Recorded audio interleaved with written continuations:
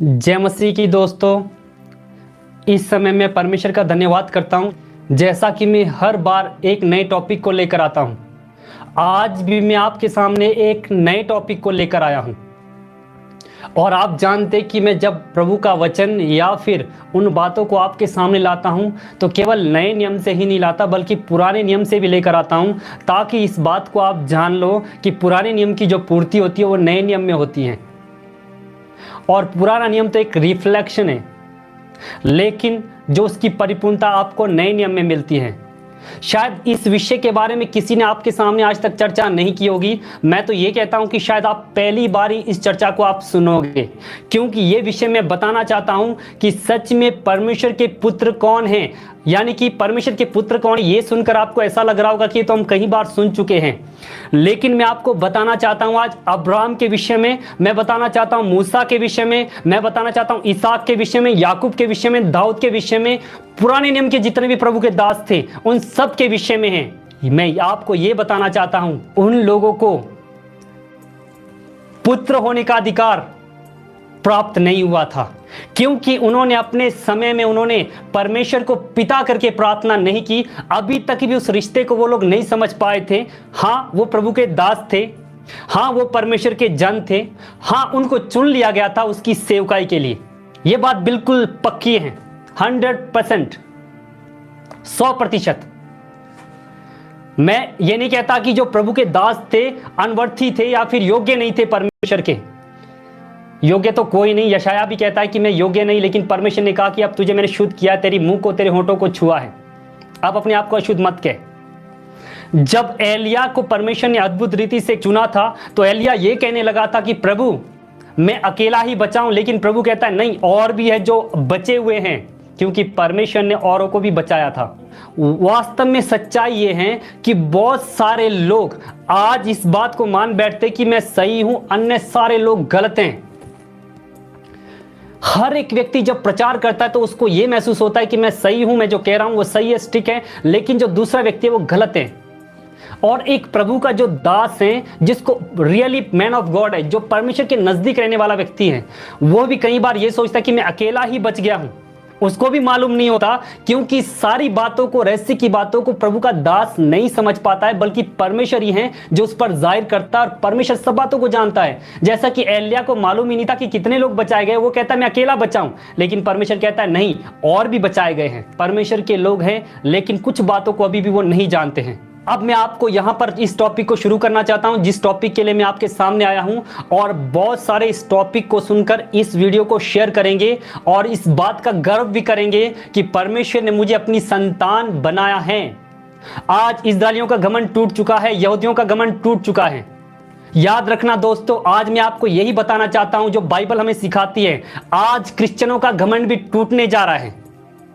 और जब इस वीडियो को सुनेंगे तो बहुत सारे लोग कहेंगे नहीं, मुझे ये वीडियो पसंद नहीं आई, लेकिन जो लोग परमेश्वर के द्वारा पुत्र ठहरे हैं वो कहेंगे कि सच में यह परमेश्वर की ओर से संदेश है। अब मैं आपको बताना चाहता हूं कौन परमेश्वर के पुत्र हैं और क्यों पुराने नियम के जितने भी प्रभु के नजदीक रहने वाले, यहां तक कि मूसा को भी दास का शब्द दिया गया है, मूसा को भी विश्वासियों के दास का शब्द दिया गया है, परमेश्वर का जन कहा गया है। और परमेश्वर तो कहता है कि उसके जैसा विश्वास योग्य कोई नहीं, मैं उसके सामने बात करता हूं, मैं उससे मिलता हूं, वो मेरे नजदीक रहता है। परमेश्वर जब मूसा के बारे में स्टेटमेंट देता है तो बहुत अच्छा उसको कहता है कि मेरा दास है, और गर्व की बात है कि सच में मूसा प्रभु का दास था। और जितने भी लोग हैं, अब मैं आपको यहां पर बताना क्या चाहता हूं, आज मेरे पास आपके लिए एक बहुत जबरदस्त टॉपिक है, जिसको आपको जानकर जीवन में श्योर करना है कि yes Lord, I am the child of God, you are my father. हम इस समय कह सकते हैं यू हैव चूजन अस, हमें क्यों चुना गया है। आज मैं आपको ये सारी बातें बताने जा रहा हूं। अब आप तैयार कर ले अपनी कानों को, तैयार कर ले अपने आंखों को, और तैयार कर ले अपने मन को, ताकि आप सुन सको, देख सको, ग्रहण कर सको।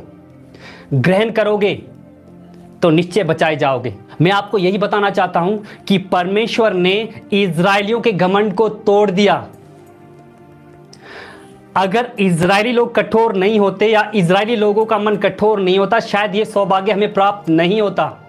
लेकिन मैं आज आपके सामने बताने जा रहा हूं, पुराने नियम में जैसा कि मैंने कहा, जितने भी बड़े जो परमेश्वर के विश्वासी के दास थे, जितने भी दास थे, उन सभी ने परमेश्वर से पिता करके प्रार्थना नहीं की। अब जलन की बात क्या है? जो इजरायली, जो परमेश्वर की अपनी प्रजा थी, जैसा कि बाइबल कहती है इजरायलियों को परमेश्वर की निज प्रजा करके, लेकिन बाइबल इजरायलियों को निज प्रजा ही कहती है। बाइबल इजरायलियों को मेरे लोग कहती हैं। बाइबल इजरायली या यहूदियों को मेरे अपने लोग कहती हैं, या फिर उन लोगों को कहा जाता है कि चुने हुए लोग, या फिर पूरे समाज, पूरे संसार में एक ऐसी जाति जिसको परमेश्वर ने अपने लिए खड़ा किया या चुना, जिसके लिए परमेश्वर सदैव लड़ता रहा उन लोगों से जो इनके विरोध में रहते थे, तब जब वो लोग प्रभु के सामने सीधे रहते थे। लेकिन मैं सबसे बड़ी खुशी की बात आपको बताना चाहता हूं, परमेश्वर ने इजरायलियों को तो केवल अपने लोग या अपनी प्रजा कहा, लेकिन परमेश्वर ने हम विश्वासियों को, जो आज उसके नाम पर विश्वास करते हैं, पुत्र होने का अधिकार दिया। हालेलुया। क्या आप ठीक से इस वचन को समझ पा रहे हो? क्या आपने पुराने नियम में ऐसे व्यक्तियों को देखा जिन्होंने परमेश्वर को पिता करके प्रार्थना की हो? क्या आपने पुराने नियम में ऐसे व्यक्ति को देखा जिसने कहा हो, हे पिता, आप ही हैं जिसने हमारी रचना की, आप हमसे बेहद प्यार करते हैं? क्या इस रिलेशनशिप की बात हुई है वहां पर? बिल्कुल नहीं। ऐसा रिश्ता बना ही नहीं था, क्योंकि मूसा इस रिश्ते को नहीं बना पाया। वो परमेश्वर का दास था और परमेश्वर ने उसको चुना था, ये पक्का है, लेकिन परमेश्वर को अपना पिता नहीं कह पाया। अब्राहम नहीं, दाऊद नहीं। हर बार दाऊद कहता है, हे मेरे परमेश्वर। हर बार दाऊद कहता है, हे मेरे प्रभु। हर बार प्रभु के जितने लोग हैं पुराने नियम में परमेश्वर कहते हैं, लेकिन मैं आपको बताना चाहता हूं पुराने नियम में जो पिता, जो शब्द है, वो इस्तेमाल नहीं हुआ था। आपको मैं आज बताना चाहता हूं, यीशु मसीह ने अथॉरिटी दी आपको और मुझको कि हम उसको पिता कह सके। कैसे? जब हम मत्ती रचित सुसमाचार 6 अध्याय में देखते हैं तो वहां पर यीशु मसीह ने कहा, हे हमारे पिता, आप जो स्वर्ग में, आपका नाम पवित्र माना जाए। एक ऐसी प्रार्थना थी जो स्ट्रेंजर थी, एक अनजान प्रार्थना। शायद यहूदियों ने, इजरायलियों ने ऐसी प्रार्थना नहीं की होगी, लेकिन यीशु मसीह कहता है, हे हमारे पिता, और उनके लिए बिल्कुल अलग था, अनोखा था। और आपको मैं क्या बताना चाहता हूं, यह अधिकार किसके द्वारा मिला? मूसा के द्वारा? नहीं। यह अधिकार किसके द्वारा मिला? यीशु मसीह के द्वारा। इसीलिए दोस्तों मैं आपको बताता हूं, पुराना नियम संपूर्ण रीति से आने वाले उस परिपूर्ण परमेश्वर के बारे में है, उस व्यक्ति के बारे में है जिसने जगत में आकर उन सारे अधिकार को प्राप्त करके हमें अपनी संतान भी बनाना था, ताकि हम उसको अब्बा और पिता कह सके। क्योंकि वचन क्या कहता है, जब हम वचन देखते हैं, इस समय निकालें रोमियो 8 अध्याय उसका 14 और 15 वचन, यहां पर इस प्रकार कहता है, इसीलिए कि जितने लोग परमेश्वर की आत्मा के चलाए चलते हैं वे ही परमेश्वर के पुत्र हैं। लेपालकपन की आत्मा मिली है जिससे हम हे अब्बा, हे पिता कहकर पुकारते हैं। यहां पर लेपालकपन की, जो हमें परमेश्वर ने गोद लिया। पहले हम परमेश्वर से दूर हो गए, अपने अब्बा, जो हमारा रचयिता, जो हमारा पिता है, हम उससे दूर हुए। अब यीशु मसीह के द्वारा उसको पिता कहने का, हम ये जो पिता कहने का जो अधिकार मिला, वो यीशु मसीह के नाम पर विश्वास करने के द्वारा मिला है। अब मैं इसमें जो बात बताना चाहता हूं वो ये है, जब आप यूहन्ना रचित सुसमाचार 1 अध्याय में स्पष्ट देखते हो, चाहता हूं 11 वचन ध्यान से सुने। वह अपने घर आया और उसके अपनों ने उसे ग्रहण नहीं किया। यीशु मसीह अपने घर में आया, यानी कि इजरायलियों के मध्य में आया, यहूदियों के मध्य में आया, और यीशु मसीह लगातार ये फोकस कर रहा था, सब लोगों को कह रहा था, पहले तुम उन लोगों को सुनाओ जो परमेश्वर के लोग हैं। लेकिन नहीं, ये समय था कठोर होने का। उन्होंने अपने मन को इतना कठोर कर दिया कि यीशु मसीह का अस्वीकार किया। अपने ही लोगों ने, वो उसके अपने लोग थे। नंबर 1 इस बात को ध्यान रखें, मैंने पहले क्या कहा, वो परमेश्वर के लोग थे और परमेश्वर भी उनको अपने लोग कहता है, मेरी प्रजा कहता है। और नए नियम में भी ठीक उसी प्रकार अपने लोगों के बीच में कहा गया है। और जब हम 12 वचन पढ़ते हैं, परंतु ध्यान दे, 11 वचन बिल्कुल ठीक पुराने नियम की तरह ही बात कर रहा है। जैसे कि पुराने नियम में परमेश्वर ने अपने लोगों को अपने लोग कहा था, वो अपने घर में आए, लेकिन उसके अपनों ने, यानी कि उसकी प्रजा ने, यानी कि उसके लोगों ने ग्रहण नहीं किया। अब दूसरे नंबर पे जब आप आते हैं, याद रखना ये वचन जब यहां पर बताता है तो यहां पर ये वचन इजरायलियों को रीस दिलाता है, क्रोधित करता है, क्योंकि ये अधिकार तो इजरायलियों का था, लेकिन परमेश्वर ने आपको इजरायलियों से ऊंचे स्थान पर रखा है। आज परमेश्वर ने आपको, इजरायली जो सबसे ऊंचे स्थान पर थे, उनको नीचे रख दिया और आपको उठाकर अपना पुत्र ठहराया। ये 12 वचन कहता है, ध्यान दे, परंतु जितनों ने उसे ग्रहण किया उसने उन्हें परमेश्वर की संतान होने का अधिकार दिया, अर्थात उन्हें जो उसके नाम पर विश्वास रखते हैं। परंतु जितनों ने उसे ग्रहण किया उसे परमेश्वर की संतान होने का अधिकार दिया, अर्थात जो उसके नाम पर विश्वास करते हैं। किसके नाम पर? यीशु मसीह के नाम पर। यीशु मसीह के नाम पर विश्वास किसने किया? अन्य जाति ने, जो उसके अपने लोग नहीं थे। 11 वचन इजरायलियों के लिए और 12 वचन हमारे लिए। हालेलुया। 11 वचन छोटा सा आदर, 12 वचन पुत्र होने का अधिकार। दोस्तों, आज आप सिर्फ यही नहीं कहे पिता से कि प्रभु आप मेरे परमेश्वर है, ये कहें हे अब्बा आप मेरे पिता हैं, क्योंकि आपने जो आत्मा मुझे दिया है वो इसलिए दिया है ताकि मैं आपको अब्बा और पिता कह सकूं, क्योंकि जो आत्मा यीशु मसीह में है वही आत्मा हमें मिला है। जिस प्रकार यीशु मसीह ने पिता कहकर प्रार्थना किया, उसी प्रकार परमेश्वर मसीह के नाम में हमें अधिकार मिलता है। आपको संतान होने का अधिकार मिला है, ना कि इजरायली और यहूदियों को। ऐसा ना सोचे कि इजरायली यहूदी कहने का मतलब सब इजरायली छोड़ दिए गए हैं। इजरायलियों में से कुछ ऐसे लोग हैं जिन्होंने यीशु मसीह को स्वीकार किया, जैसे कि पौलुस कहता है मैं भी अब्राहम के वंश में से हूं। बार बार इस बात को कहता है कि परमेश्वर ने इजरायलियों को अभी भी नहीं छोड़ा है, बल्कि उसमें से कुछ लोग हैं जो बचाए गए हैं। क्या आपको यह प्रेम नजर आ रहा है परमेश्वर का? यहां पर प्रभु का वचन क्या कह रहा है? देखिए, पुराना नियम आप खोज कीजिए, ढूंढिए, ढूंढ कर देखिए, ये रिलेशन आपको नहीं मिलेगा, बिल्कुल आपको नहीं मिलने वाला ये रिलेशन। नए नियम में जो एंड होता है पुराने नियम का रिलेशन, वो भी अपने लोगों के बीच में होता है। याद रखें, न्यू टेस्टामेंट में जब हम देखते हैं, नए नियम में जब हम देखते हैं, संपूर्ण रीति से जो गिरे गए थे, जो किसी काम के योग्य नहीं थे, जिसने परमेश्वर को खोजा ही नहीं, जो परमेश्वर को ढूंढते ही नहीं थे, उन्होंने परमेश्वर को पाया, क्योंकि वचन कहता है। अब यहां पर एक बात जो मैं कहने चाह रहा हूं वो ये है, आज उसी प्रकार जिस प्रकार इजरायलियों ने घमंड मारा था कि हम अब्राहम के वंश से हैं, यीशु मसीह ने इस बात के लिए कहा था कि अगर तुम अब्राहम के संतान होते तो मुझ पर विश्वास करते या फिर अब्राहम के जैसे काम करते। उनको गर्व था, घमंड था, यहूदियों का घमंड था, अरे हम तो पहले से ही है, हम तो चुने गए हैं, हम चुनी हुई प्रजा है। यानी कि उन्होंने संतान नहीं बनना है, अपने ही लोग रहना है, लेकिन उसके लिए भी घमंड मारना है कि हम उसकी संतान है। उनको घमंड था अपने बाप दादों का। उसी प्रकार दोस्तों मैं आज आपको बताना चाहता हूं क्रिश्चियन के विषय में।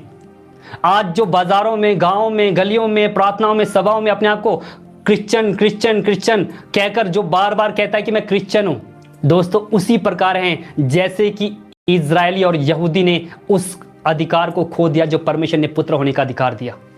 क्योंकि परमेश्वर के पुत्र वो नहीं जो बाप दादों ने जो विश्वास आज कर रहे हैं उनके संतान उत्पन्न हो गए। आप ये कहने लग जाओ कि मेरे मां बाप पहले से ही विश्वासी हैं, इनके कारण से मैं भी परमेश्वर का पुत्र हूं। नहीं, हो सकता है समाज में, लोगों के बीच में आपका नाम एक ईसाई के रूप में हो या क्रिश्चियन के रूप में हो, लेकिन मसीहत जो है धर्म से शुरू नहीं होता, जनरेशन से शुरू नहीं होता। मसीहत यहां से शुरू होती है जो एक वचन कहता है। और ये वचन क्या कहता है? रोमियो 8 अध्याय का 14 वचन, इसीलिए कि जितने लोग परमेश्वर की आत्मा के चलाए चलते हैं वे ही परमेश्वर के पुत्र हैं। जितने लोग परमेश्वर की आत्मा के चलाए चलते हैं, इसका मतलब वहां पर स्टॉप नहीं रहता है जहां पर यह कहा गया है कि जिन्होंने उस पर विश्वास किया, उसके नाम पर विश्वास किया, उसको परमेश्वर का पुत्र होने का अधिकार मिला। अधिकार मिला है, लेकिन केवल अधिकार है।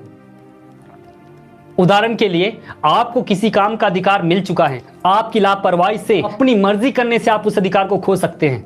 उसी प्रकार हम पुत्र हैं, लेकिन जब उस आत्मा में चलाए चलते हैं तो ये हम परमेश्वर के पुत्र कहलाएंगे, क्योंकि यहां पर वचन कहता है वे ही परमेश्वर के पुत्र हैं जो उसकी इच्छा पर चलता है। जैसा कि हम वचन में देखते हैं, मत्ती रचित सुसमाचार 7 अध्याय का 21 वचन, जो मुझसे हे प्रभु कहता है। याद रखें, हे प्रभु इजराइल लोग भी कहते हैं हे प्रभु, जो बॉर्न क्रिश्चियन, जो जन्मजात से ही क्रिश्चियन है, जो अपने आप को ईसाई कहते हैं, वो भी कहते हैं हे प्रभु, सब लोग कहते हैं। उनमें से हर एक स्वर्ग के राज्य में प्रवेश ना करेगा, परंतु वही जो स्वर्गीय पिता की इच्छा पर चलता है।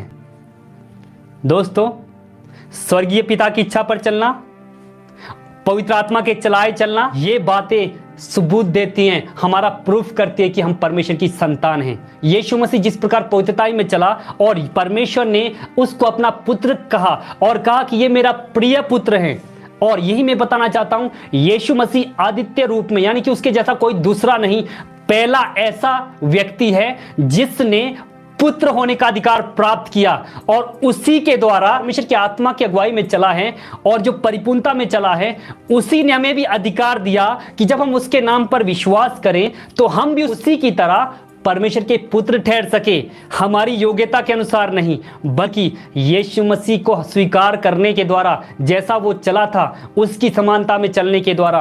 क्योंकि अगर वो पुत्र ठहराया गया है, वो पवित्र पुत्र ठहरा गया है जिससे परमेश्वर प्रसन्न है, तो हमें भी जरूरत है कि हम भी उसकी अगुवाई में चलें, ताकि उसी के साथ साथ हम वैसा ही आदर प्राप्त करें जैसा आदर हमारे यीशु मसीह ने प्राप्त किया। और जब मैं आपको यहां पर बता रहा हूं, इस वचन को ध्यान से देखें, क्योंकि यूहन्ना रचित सुसमाचार 1 अध्याय का 13 वचन क्या कहता है, वे ना तो लहू से, ना शरीर की इच्छा से, ना मनुष्य की इच्छा से, परंतु परमेश्वर से उत्पन्न हुए हैं। याद रखें, ना तो अब्राहम से, ना तो मूसा से, ना तो परमेश्वर के किसी जन के द्वारा, बल्कि वे परमेश्वर से उत्पन्न हुए हैं। If you are believing in God, अगर आप भरोसा कर रहे हैं परमेश्वर पर, अगर आप कह रहे हो यीशु मसीह के नाम पर भरोसा करता हूं, विश्वास करता हूं, आपको पुत्र होने का अधिकार आपको अगर मिल चुका है, आप इस बात से श्योर हो चुके हो, इस बात को याद रखना, आपके बाप दादे या मां बाप विश्वासी थे इस कारण से नहीं, लेकिन आपके अंदर, आपके भीतर जो विश्वास है उस कारण से, क्योंकि ये जो विश्वास है ये परमेश्वर की ओर से मिला है। ये ना तो मांस से, ना लहू से, ना हमारे बाप दादों से, ना किसी और वजह से, बल्कि ये परमेश्वर से उत्पन्न हुए हैं। इसीलिए यीशु मसीह को स्वीकार कर पाते हैं, क्योंकि जो परमेश्वर की ओर से हैं उसने परमेश्वर को पहचान लिया।